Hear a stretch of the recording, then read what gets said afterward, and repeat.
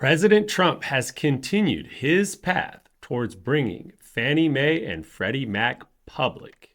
In another post on X, President Trump stated he is actively working towards bringing the companies public, but did clarify that the U.S. federal government will keep the implicit guarantees. This was a big distinction. The implicit guarantee keeps the government backstop in place. And on the news of this initial announcement, there was a fear that the removal of the government conservatorship for Fannie and Freddie could bring us in another situation where we could get to a 2008 housing crash. Finding the right balance in taking these public with the opportunity for an improved landscape for home buyers while also ensuring the housing market was always going to be the top concern, and I'm glad to see that some details are finally getting ironed out. How do others feel? Well, let's look at the stocks of both Fannie and Freddie, and since Trump's original post on X, the market seems to be in favor with the stock prices soaring. Jerome Powell continues to get more pressure from this administration to lower rates. This time, FHFA Director Pulte said that enough is enough and Jay Powell needs to lower rates as President Trump has crushed Biden's inflation. But is that accurate? April inflation readings show that inflation is down to 2.1% as PCE was just a 0.1% reading in April. That means we are just 0.1% above the Fed's target of 2% inflation.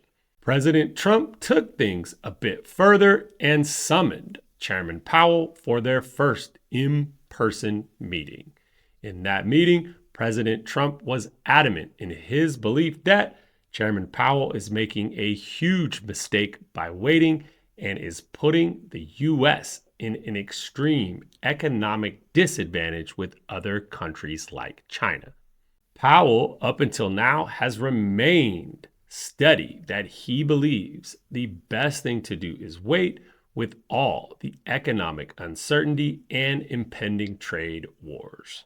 I am interested to watch and see how all this plays out, and I'm also interested to see what additional nicknames can our administration come up with for Jerome Powell. Redfin says that the U.S. housing market has 500,000 more sellers than buyers. But just how accurate is that data? The U.S. housing market currently has about 960,000 homes for sale. So where are they coming up with this 1.9 million sellers? That would seem to be about 1 million sellers off. And where did they get the 1.4 million active home buyers? Well, according to the article, they guessed. They looked at and tried to project data of how long it takes a buyer from when they apply to when they get in contract and purchase. Yes, it's clear that the housing market has shifted. Buyers have more opportunity than they've had at a minimum since pre-COVID, and a lot of them are taking advantage.